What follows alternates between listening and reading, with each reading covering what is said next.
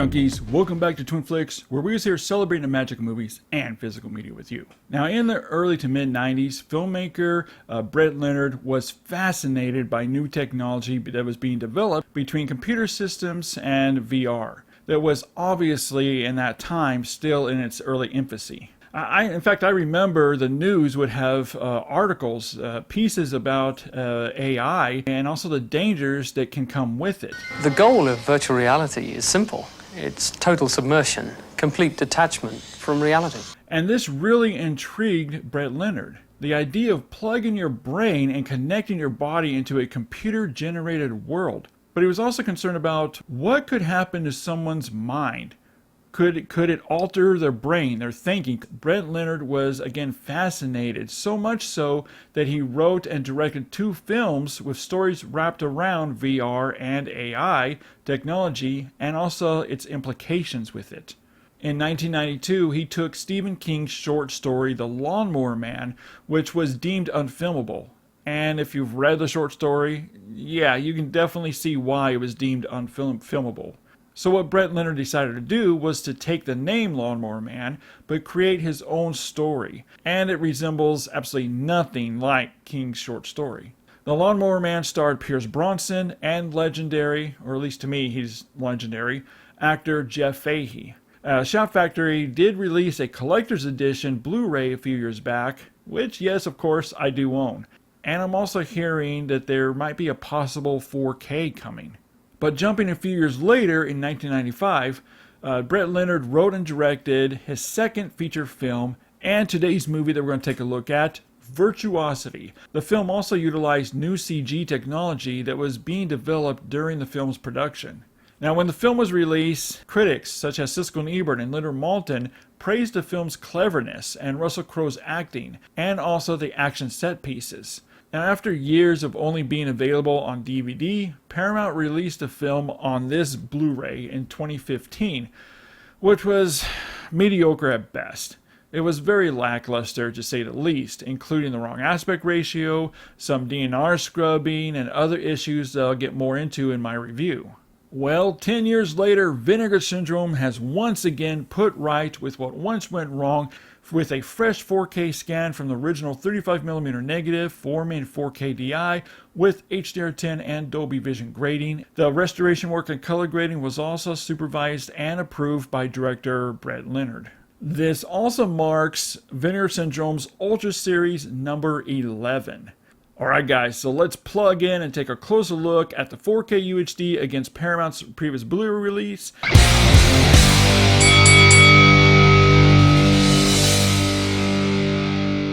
4K scan really helps in vamping up the film to a whole new level by enhancing what's already there, bringing the film to a brighter, more vibrant, and nuanced image than I've ever seen it before on home video. And I've owned this film on Laserdisc, DVD, and Blu-ray. The HDR10 Dolby Vision grading is used just enough, allowing all the primaries to really flourish, with some great separation between the realism of the real-world color timing and the heavy, ultra-stylized color timing of the VR world. Blood reds look deeper and richer. This includes the real world and within the VR world, that carries more nuances, looking more otherworldly in the VR world than the Blu-ray did. Also, there's some nice shades of varied blues. From Denzel Washington's dark blue uniform in the VR world that looks much deeper than the Blu-ray does. And also we have more lighter blues from background usages and the skyline. I also noticed that there's some nice corrected colors here. For example, the color timing and the HDR10 Dolby Vision grading bringing out whites within walls, doors, signs, even down to paper that appeared a sickly beige color on the Blu-ray. Also, Sid's otherworldly blood is displayed better here on the 4K, where the blood was leaning more on a darker blue shade, while the 4K has gone back to the more tealish aqua color that does feel more accurate. Also, highlights were a big problem on the Blu-ray, sometimes completely blown out. Now on this 4K, all these highlights look natural and balanced out from light sources or windows in the background, and now on this 4K look naturally lit. Secondaries look more accurate and natural than the Blu-ray did, such as Sid's purple suit and other colors. The color timing and HDR10 Dolby Vision grading looks more natural and subtle, while also packed full of life and activity that really helps in drawing out better shading of detail that also helps sell the two worlds, the VR world and the real world,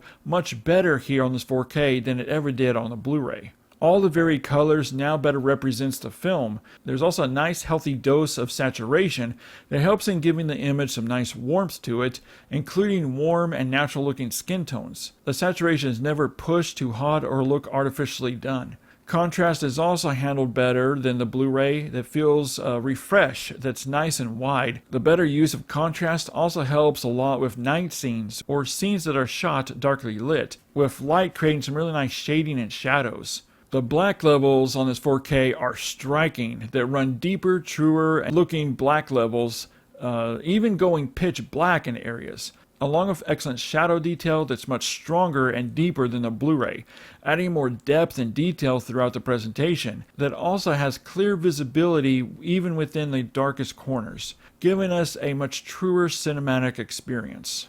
The image quality is stunning, looking as sharp as it can be and clear without any artificial sharpening done. The higher 2160p resolution gives more finer lines in the image that also brings the film to life with an abundance of finer details and textures, which is worlds better than what we had on the previous Blu-ray, where I noticed some blurriness in areas and even in some close-ups.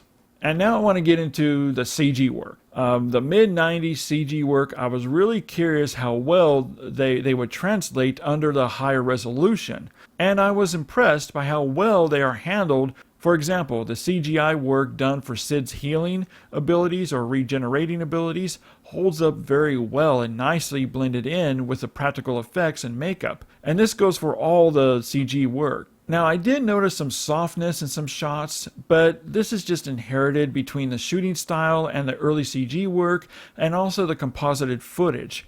And really, it's just something you have to expect from a 30-year-old film. So it's absolutely not a problem with the transfer, as I've heard some say. Also, when I compared the 4K to the Blu-ray, I noticed there was a lot of film judder. The 4K scan has fixed this, where we now have very stabilized looking image, including titles and transitions that looked very unstable on the Blu-ray. This 4K also has much more depth and three-dimensionality into the image that really allows the film to breathe more and also helps in giving the film a more lifelike imagery to it.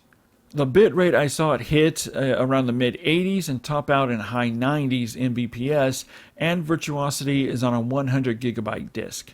Now the grain structure is fully intact here, which is more than I can say for the Paramount Blu-ray that carried a lot of grain reduction where close-ups looked somewhat waxy and also created a flat looking image. The grain with this 4K is much better resolved here, looking tighter and moves naturally with no digital manipulation done to it.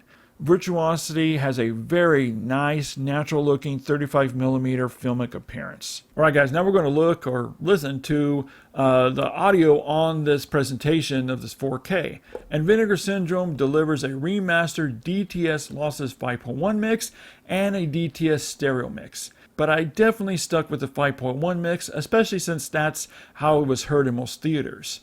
And it's definitely the clear winner here. All of the heavy action set pieces blast through the surround with a lot of presence and weight to it, and a lot of activity pouring out of each discrete channel, and also some really nice object placement and movement in the soundscape.